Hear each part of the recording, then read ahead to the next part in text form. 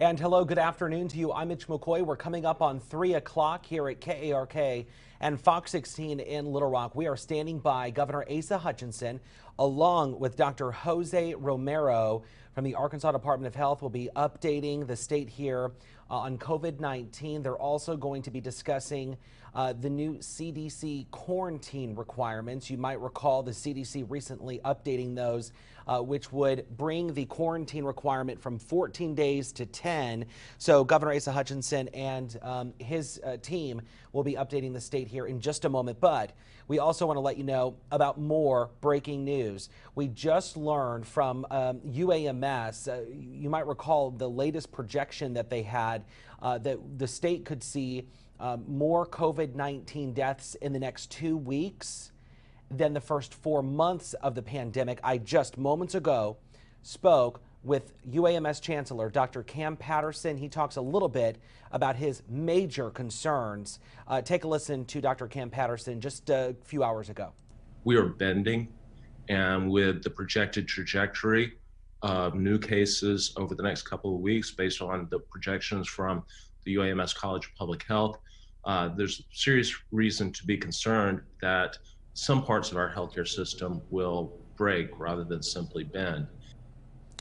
Major from Dr. Cam Patterson, Chancellor at UAMS, talking a little bit about COVID-19, specifically about these latest projections from the UAMS College of Public Health. You're looking at a picture on the right-hand side of your screen from the feed that we're getting from Governor Asa Hutchinson. So we will stand by for his live stream, which is expected to start here at any moment. But let's talk a little bit about the numbers. And while we talk a little bit about the numbers, I want to bring up a side-by-side screen so that way you can also monitor the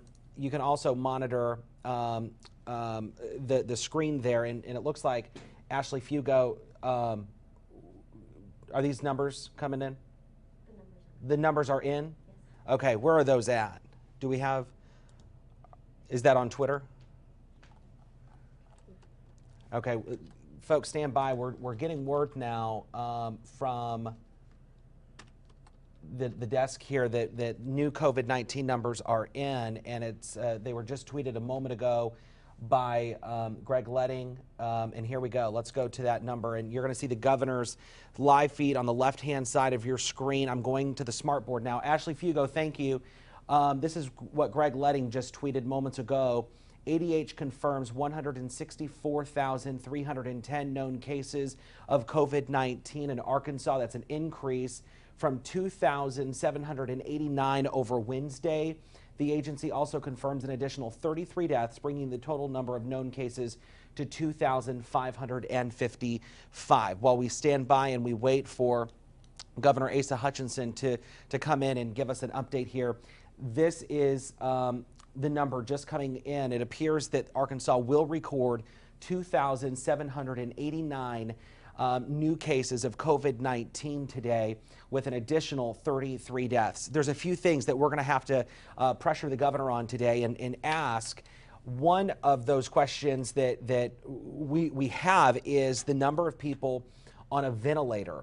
You know, the hospital and Dr. Cam Patterson and Dr. Dillahay from the Arkansas Department of Health have been telling us that there is enough ventilators in the state and equipment along with PPE, but the major concern right now is staffing. Some of these hospitals are struggling right now. We heard it from Dr. Cam Patterson today. Dr. Cam Patterson had said that, you know, we have the staff, we have the people, but we have to have the staff to help the people in the beds and in that bed space that's available. So that is what it will be interesting to hear, at least from Governor Asa Hutchinson, to see if he touches on any of those things, as we learned today that the state has recorded, possibly according to Greg Letting, 2,789 new cases of COVID-19. If you're just joining us, good afternoon to you. I'm Mitch McCoy. We are standing by for Governor Asa Hutchinson. He is expected to speak at any moment here, and it looks like he's going to be coming up on the screen here in just a moment, and he is going to deliver his COVID-19 briefing today. As we learn, the state has recorded 2,789 cases. Thank you for joining me for today's additional COVID update on a couple of important issues that deserve to be covered today and quickly. I first want to thank Secretary Romero for joining us today, as well as Secretary Johnny Key of the Department of Education. We also have Chris Barber, CEO of Health Center in Jonesboro, that's joining us remotely. And thank you, Chris, for joining us today, who's also a member of our task force. And let me first remark that I was sad to learn of the death of Sergeant Buck Dancy yesterday, who is the first officer to die in the line of duty as a result of COVID-19 and the apprehension and processing of a suspect. I talked to Chief Ralston. I talked to Buck's daughter as well shortly ago, and expressed the condolences of the state of Arkansas and appreciation for Buck's service. Everybody speaks so highly of him in terms of his demeanor, his encouragement, of his faith, the fact that he was an officer since 1985. And as a result of that, I have signed a proclamation recognizing Sergeant Dancy as dying in the line of duty, and that the flag will be lowered for, as of today, pursuant to proclamation, until the time of his memorial service. And so please accept our condolences, appreciation, and gratefulness for his service. And now let me go to the next graph, which is really the purpose of us gathering today, which is to announce the new quarantine guidelines that have been broadly discussed as a result of CDC changing their policies and recommendations on quarantine guidelines. So the Department of Health has been working to implement this in Arkansas and to make it fit for our state, and I wanted to go through this with you. And so we'll be substantially adopting the CDC recommendations in terms of quarantine. And there's three reasons for this shortened quarantine time, and that is that the data shows that after the initial 7 days, there's a much lower percent chance, a very small percent chance of becoming positive. Secondly, of the difficulties that this puts on individuals and families and communities and teachers and everyone else because of the length of that quarantine. And the third reason the CDC cited was that it is their hope that this will encourage compliance, that more people will be acceptance of the quarantine requirements, will be willing to identify those that might have been exposed because it is a shortened time frame. And so I appreciate the Department of Health working quickly on this. And so as they point out, that the safest will be a full 14 days of quarantine, and but you can be released from quarantine after 10 days with no testing. But if you get a test, it can be released from after 7 days of quarantine. And so the test could be done on day 5. It has to be done within 48 hours, so that if you're negative, it could be released on day 7 from the quarantine. The Department of Health will be releasing guidelines on their website, and Dr. Romero will have more to say about this, but there will be some fine-tuning in reference to our long-term care facilities, our congregate facilities, because of their unique environment, and they will have a different testing regime to be able to come out of the quarantine, and we wanted to draw attention to that distinction. So that would be our long-term care facilities, as well as in the prison environment, that will be distinguished from the standard rules that will be applied.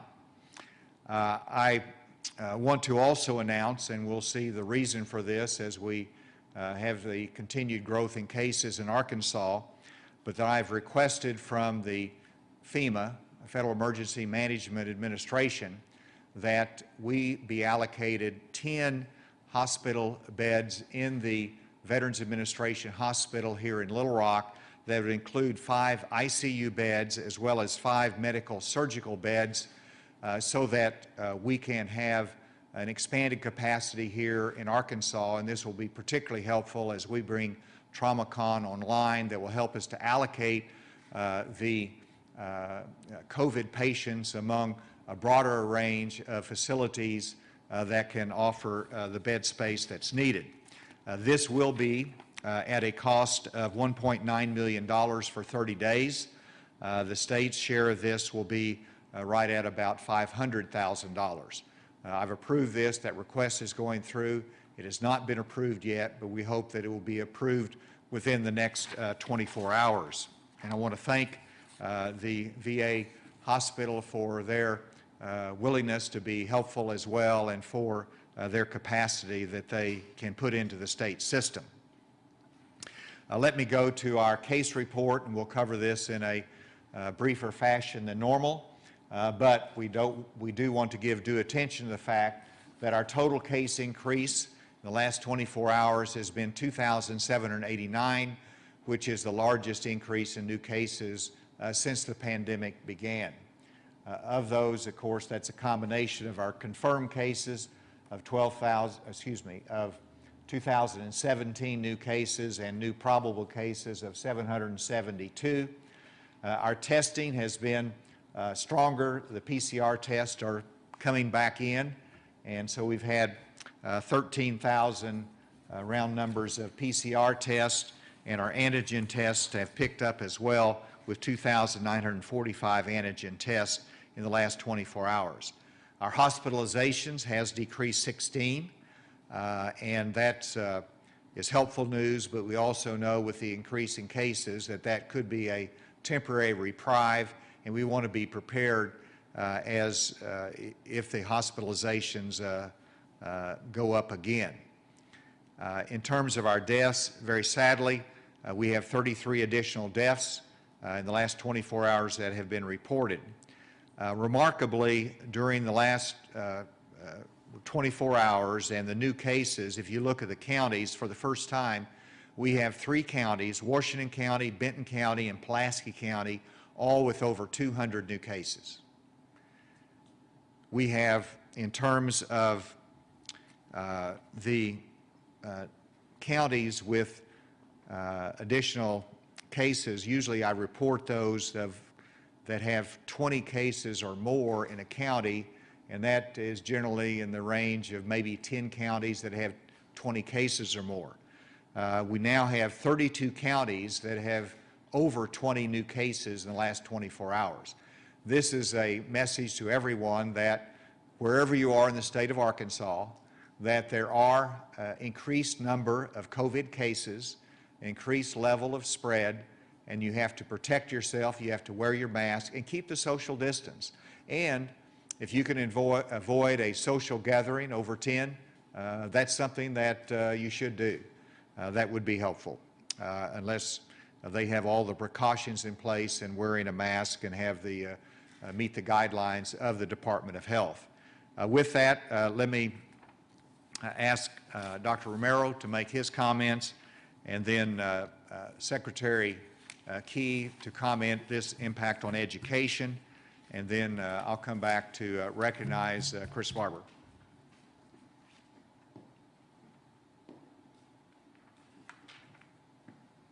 Thank you, Governor.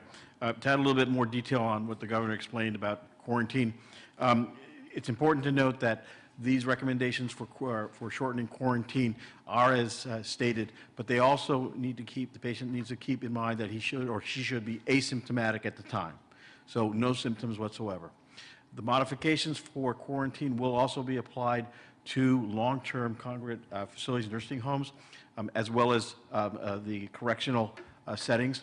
They will be a little stricter, requiring testing before removing the quarantine. And that is because in those centers, the spread can occur quickly and can have, in particular in nursing homes, devastating effects, as we've talked about in the past. It's important also to note that, that even with a test, there is a small chance that you can continue to spread the virus. That's about 4% with a PCR test and about 5.5 or 6% with an antigen test. The health department recommends having an antigen test done. We will do them at our local health units. If you call ahead and make an appointment, we have antigen tests available at the schools that can be used for children that are on quarantine. Again, I want to stress the importance of being asymptomatic when you leave quarantine. Lastly, as the governor has pointed out, we are seeing an increasing number of cases in our state. Unfortunately, I believe this is going to continue. This does not mean that we can become lax in the use of the mask, distancing, and hand washing. Now is the time to become even more stringent. This will spread if we do not attempt to bring it under control. There is still time to slow this spread, but we must do our share. This is a public responsibility. This is not the responsibility of a single person or a single organization. Without your help, this can't be brought under control. Thank you, Governor.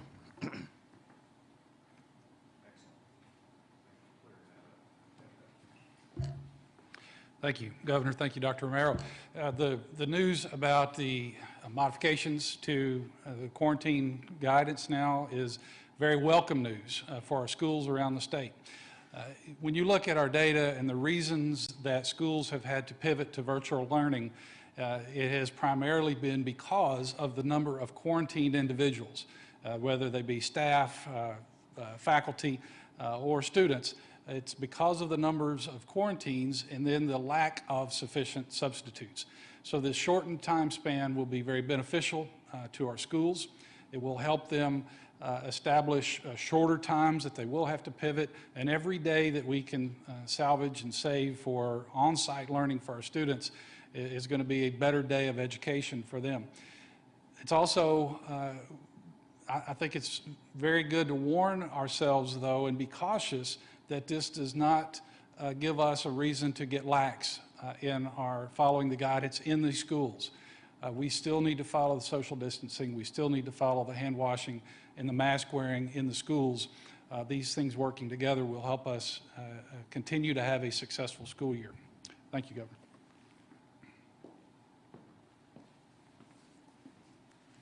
And now Chris Barber, who's joined us remotely from Jonesboro, the CEO of St. Bernard's Health Center, and Chris is a very instrumental member of our Winter COVID Task Force. Chris, the floor is yours. Thank you, Governor. You know, the updated guidance we just heard from the CDC is certainly some welcome news. Anytime we can reduce the length of quarantine and provide some flexibility for individuals, for families, for schools, for employers, that's a positive step. You know, we've all been burdened with quarantine at some level throughout the pandemic. So with this recent announcement, we're pleased to see that individuals will be able to get back to their daily lives, their daily routines and responsibilities sooner in this process. This will also allow us, hopefully, to see better compliance and hopefully better contact tracing to reduce the spread. Now, on a broader note, in the healthcare field, we're encouraged by some of the recent developments.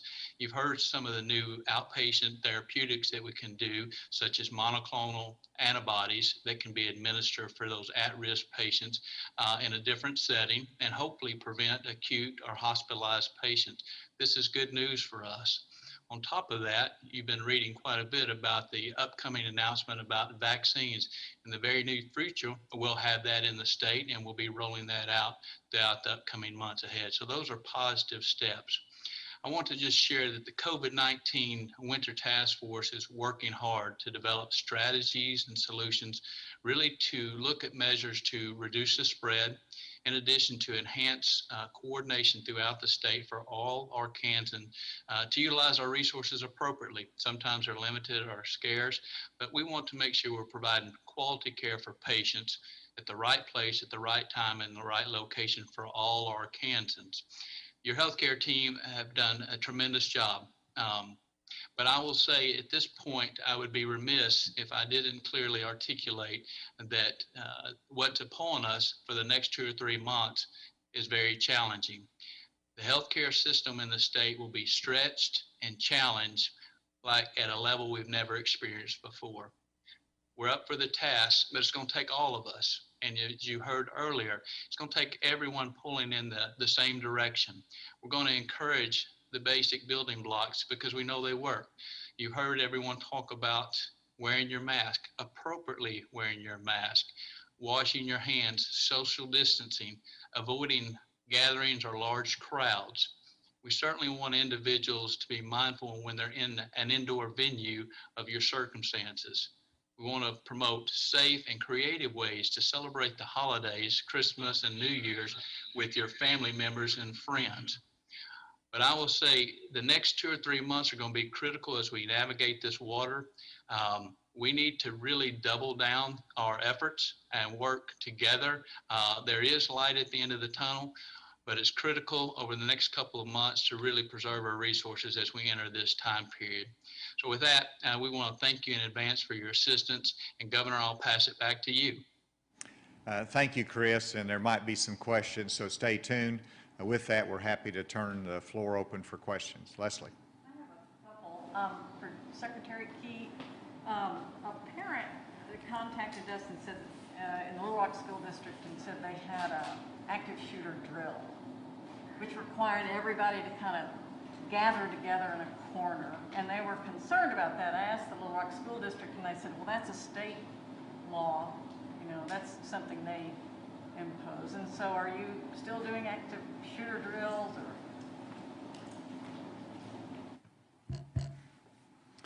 There are a number of drills that we have waived the requirements on. I'd have to get more specific information about which ones. Obviously, because of the change in circumstances this year, we had issued guidance earlier this year about modifying some of those types of safety drills, tornado drills, fire drills, active shooter drills. So I can't speak specifically about this one you've raised. But, well, they should do it with modifications. They should, taking into account all the safety precautions that we have, the time factors, and if they cannot be done safely, then they should contact us to let us know or ask us for additional guidance. Governor, I wondered if you had a response to the opinion column today that the retired chief medical officer for Arkansas, he had a column in the Arkansas Democrat Gazette in which he said state and federal leaders need to ask people to sacrifice and close down bars and restaurants and like that. Did you read that column? I have not read that column that you're referencing. Certainly it is a time for all of us to pull together. We've been urging that. We'll continue to urge that. And it is a time, as Chris Barber has said, as Dr. Romero has said, for everyone to do what is necessary. We try to set the right example. We have Terry Paul is here, who is our enforcement leader there at the Department of Health on our guidelines. We had a discussion today as to how we can do more to assure compliance. And so we'll continue to do that. So it's both a balance of everybody taking responsibility, but also we want to make sure that we do all we can to assure that compliance. So he would like you to stop and close bars and restaurants and non-essential businesses. That's not something you're interested in. I think I've answered that question. Yes, Alex? You said that shortening these quarantines might help with compliance. Has compliance been an issue with the 14-day quarantine? What I meant by that, of course, and this is a CDC reference, that whenever you do the contact tracing, somebody who is positive might be hesitant to identify someone else because it's going to mean 14 days of quarantine. And so there's that hesitancy, and then you have others that say, I don't want to impose that on myself. I don't want to report that because of how long that quarantine is. And so the hope would be that whenever we take these steps, that it will increase compliance and understand the critical importance of those first 7 to 10 days particularly. Dr. Romero, did you have anything else to add on that? No, that's exactly right. Okay. On the VA hospital beds, the $1.9 million, where's that coming from? So 75% of that will be the federal cost share. It's as a result of our emergency that we need this to have happened, and so 25% will be the state cost share. And so we're very grateful for those federal resources that we can call upon. Does that need to go through the legislature? No, this is something that's already been approved by the legislature. It's part of the normal emergency response capability that we have. And so that is in the same capacity that we respond to a tornado through emergency management. We're responding to this pandemic by utilizing previously budgeted resources for this purpose. Yes? There were some pretty strong statements made by Dr. Camp Patterson on Twitter today regarding, their plans to look for a temporary morgue, warning people that they might be doing family funerals instead of family Christmas this year. When you hear these things, are you afraid? Am I afraid? No, I'm not afraid, but I'm focused. And I'm focused on the issues ahead as to what we need to do to get ready for what everybody expects to be a very difficult December. I'm encouraged by the fact that we have vaccines in production, waiting for FDA approval. I'm encouraged by the fact that people are wearing masks and that they're limiting their activities out of responsibility. And I'm encouraged by people pulling together to get through this and recognizing it's going to be a different kind of a Christmas. So I'm encouraged by those things, and I'm focused on what exactly we need to do as a state. You could see the level of focus in terms of hospital capacity, but you also, much behind the scenes, is being done in terms of compliance efforts and making sure that everybody is doing what they should be doing, whether it is by education or whether it's by more forceful action of the Department of Health. And so it's, to me, not a time for fear, but it's a time for action, and it's a time for resolve. And I'm resolved to make sure that we can get through this well. Let's go remotely. Are there any questions? Yeah, Governor, this is Josh Weiser. I wanted to ask you about the vaccination distribution plan for the state. The draft plan, I guess back from October, had listed for phase 1B, for one of the higher priorities, poultry workers as part of that phase. Wanted to see if you could talk about, I guess, the reason for having poultry workers at a higher priority, kind of the need for that, and if that is still part of the plan, and how exactly that would work, especially with a limited supply. Kind of how would you approach that? Well, my focus has been first in terms of the 1A, which are the vaccines for the healthcare workers, for those in our long-term care facilities, and it's going to take us a while to get through the first priority of 1A. And then you go to more of the essential worker categories, which is very broad. We're still refining that, but Dr. Romero, did you want to make a comment? He's worked very hard on this.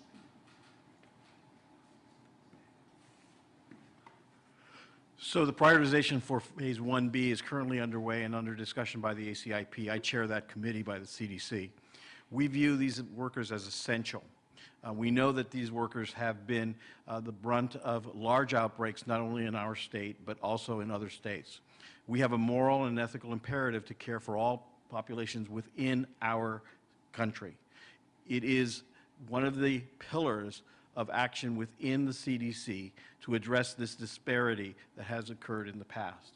So we will use vaccine that is available to us and appropriately distribute it to high-risk groups within the 1B area. I will work with the governor to make sure that we get that vaccine into those populations that need it. Thank you. Next question. Hey, Governor, this is Josh White with KERT. One of the comments that you made was that now is the time for action.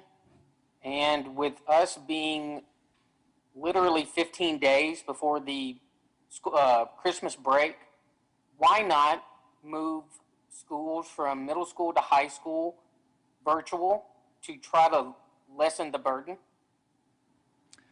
The answer is because school is important, and because each of the school districts right now, if their cases or their staff is in a situation that you have absences, that you can go virtual. And so we have a very good system that emphasizes the opportunity for in-classroom instruction with the option to go virtual as needed. That pivoting, that ability to be flexible has served our school districts very well, and we want to be able to continue to serve the students because that's the safest environment for them to be in the school, to have the protections that are there and the instruction that is so necessary. Next question. Governor, good afternoon. It's Neil Gladner in KZNG in Hot Springs. Could we drill down a little more on the quarantine change? Because I note that it's very specific at day 7 if you have a PCR test. Is there any guidance in there about antigen tests, which a lot of people prefer because you get the results back quicker? And aren't we using a lot of antigen tests in the schools? So I wonder how that helps the situation Secretary Key was talking about. Thank you. Yes, and that we had a conversation on that, and while that does reference a PCR test, the test will be workable if it's an antigen test, because that's what is so available, can be available in the schools. That's available, as Dr. Romero said, in our health departments. And so thank you for catching that, Neil. And the release from quarantine is applicable if it is a PCR test or an antigen test. Dr. Romero did make the point that people need to be aware that they should not have any symptoms. They have to comply with all the guidelines and take the appropriate precautions, but an antigen test will be sufficient. Governor, this is David Ramsey with the Arkansas Nonprofit News Network. Regarding the VA beds, can you speak to kind of how the arrangement came together? I know you've put in the request to FEMA, but was there kind of upfront negotiation with the VA? Were there requests along these lines from hospitals? Can you kind of speak to how you came up with the number 10? And could you also speak to just kind of what is prompting this request? Is this a sign that capacity is showing some strain, or what prompted it now? Good question, and the answer is it's really preparing for what could be challenges in the next 3 weeks. And so while I'm confident that our hospitals can meet the need of today with stress, not easy, but they've been flexible to accomplish it, this gives some added relief. And as Chris Barber indicated, we're looking at other ways to relieve pressure, whether it's through therapeutics that are in the non-hospital setting, or whether it is making sure that we can move non-COVID patients out quickly, and we continue to work on the right waivers so that those can be moved quickly as needed without delay. And let me invite Chris Barber. Did you want to add anything to this in terms of where we are right now in our hospital capacity and where this could be a cushion for the future. Chris? Yes, sir, Governor. So we had a little over 1,050 hospitalized patients today. That was down a little bit, as you heard, but we're concerned, when you see the numbers go up the next 2 to 4 weeks, because hospitalizations are typically a lagging indicator. So hospitals have been updating their surge plans. We are looking out into the future. What the governor mentioned, we appreciate the steps to add additional capacity. So that is a proactive move to create some capacity for us. As you all heard, hospital administrators have been working hard over the last several months in planning, one, to build up the PPE with support from the governor and the legislature, with ventilators, beds, et cetera. The real challenge right now is staffing. So we've got to be competitive to be able to secure staffing resources here at this point in time when we're recruiting against other parts of the country and throughout the nation. So we're continuing to monitor that closely. Folks are extremely busy trying to build additional capacity as we move forward into the next 1 to 2 to 3 months. And let me add, David, because you asked a couple different parts to that, and this has been in discussion for probably the last week. One, being aware that there was that capacity at the VA hospital. Secondly, checking with our Winter COVID Task Force and the hospital administrators there in terms of the need. And they recommended now's the time, let's pursue that. And then working with Director A.J. Gary. So it's a process to get there, but it's really forward-looking into the future. And I'm glad Chris Barber made the point about the staffing and the needs of the hospital.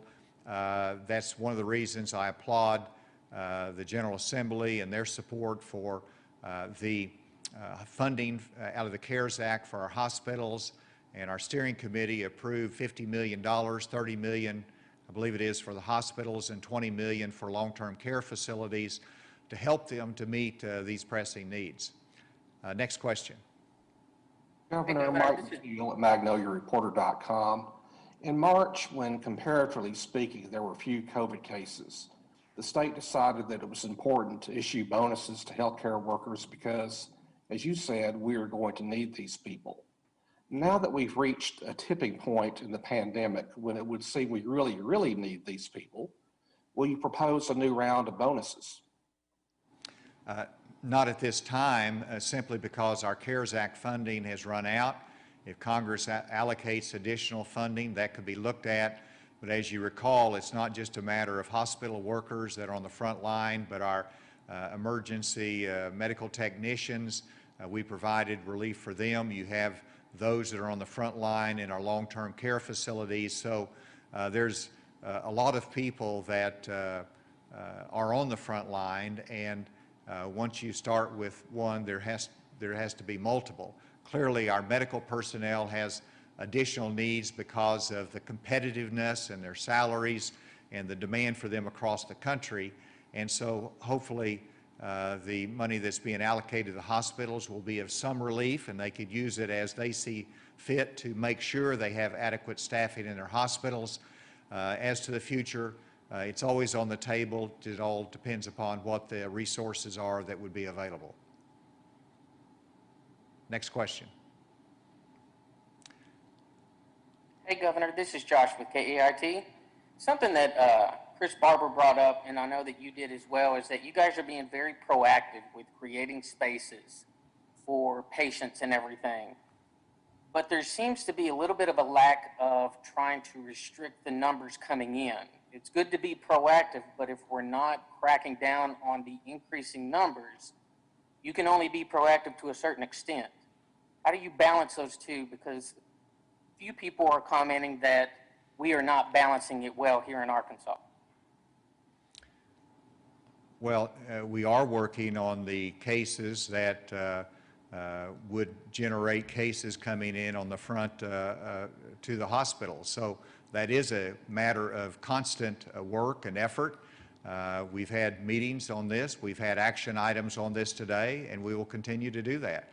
And so we're very mindful of the pressure on our hospitals, and that whenever you have 2,789 new cases, that ultimately Some of those are going to be hospitalized, so we understand that pressure. And so every day we enlist the support of our Kansans. We increase our compliance efforts, and we review where our cases are that perhaps we can make a difference that can reduce those. So we're not neglecting that. That's an action item every day, and it will continue to be.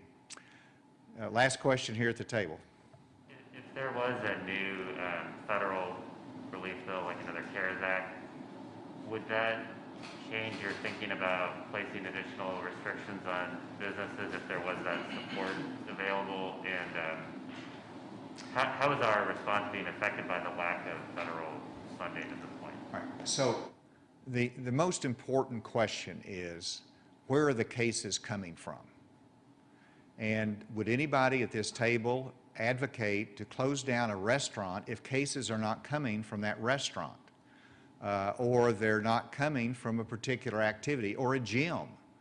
Do you want to close down a gym and an investment if there's not any cases that come from there and they're in full compliance with all of our public health guidelines? That's the first question.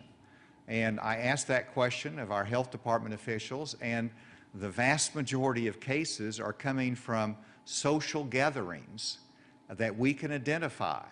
And we can't regulate the home, we can't regulate the church, and we've talked about those environments.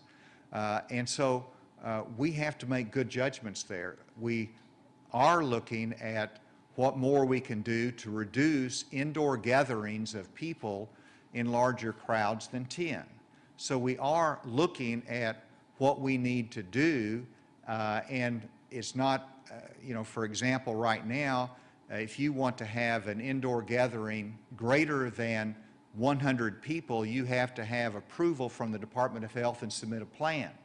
And so one of the things that we're looking at, and I'm giving everybody a heads up on this, that we may be announcing that requirement's going to be reduced down, so that if you're going to have a gathering of 20 people indoors in a social environment or in an event atmosphere, then you have to get a plan approved by the Department of Health.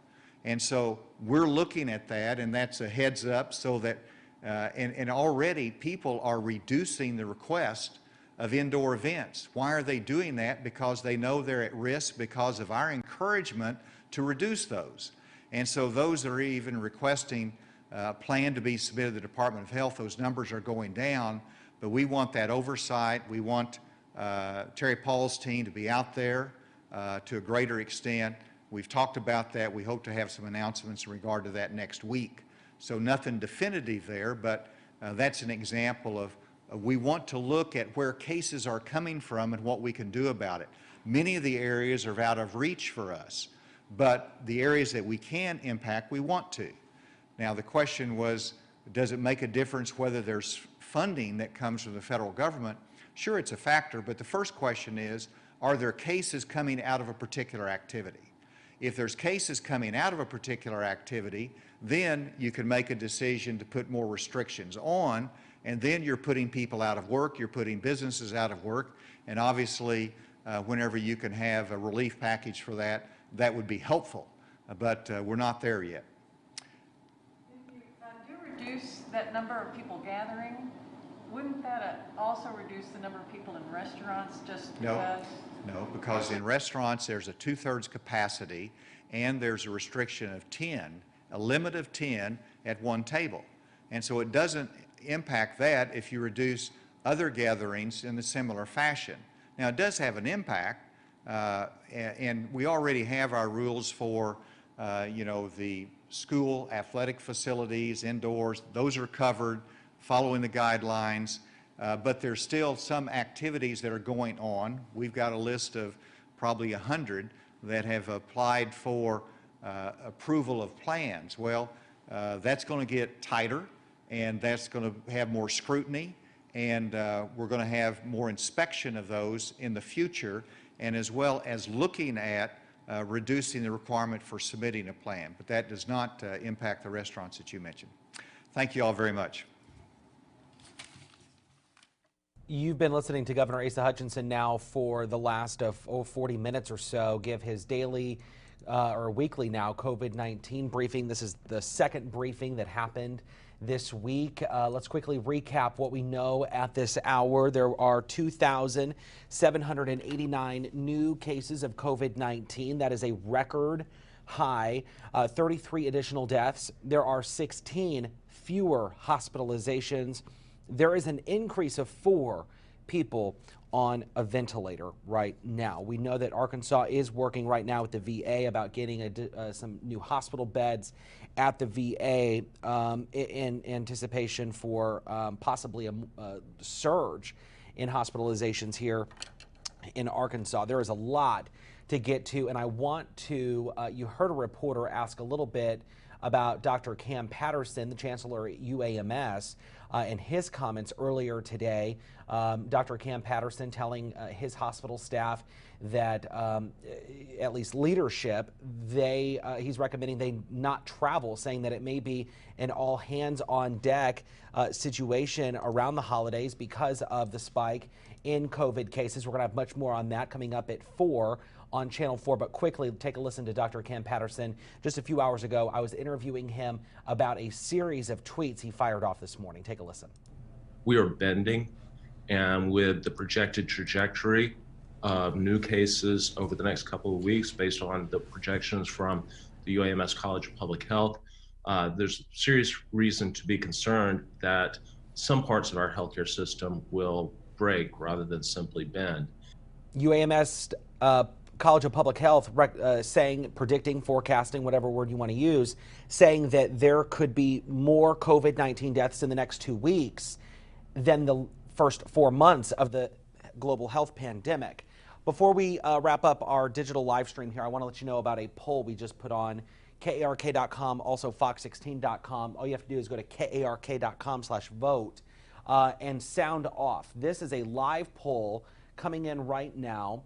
And the question is enough being done in Arkansas to address the spread of COVID-19? Voice your opinion right now. If you have our mobile phone app, you may have gotten that alert in the middle of Governor Asa Hutchinson's news conference. Feel free and go and vote. We'll have these results showing up at the bottom of the 4 p.m. On our newscast at 4. Let me just refresh here, make sure there's no, I think these update in real time. So, yep, they update in real time. So right now, no is 81%, yes, 19%. Feel free, sound off again. That's KARK.com/vote. That is the very latest from Governor Asa Hutchinson and his weekly COVID-19 briefing. It's his second briefing this week as cases skyrocket across the state. Again, 2,789 new COVID-19 cases today in the state of Arkansas. That's over the last 24 hours. Hospitalizations are down by 16, but regrettably, there are 33 more deaths here in the fight against COVID-19 in the state. We have team coverage beginning at 4 p.m. on Channel 4, along with the news at 5, Fox 16 News at 5:30, and of course we have updates as they happen all day long right here on the device that you're watching. Have a good afternoon.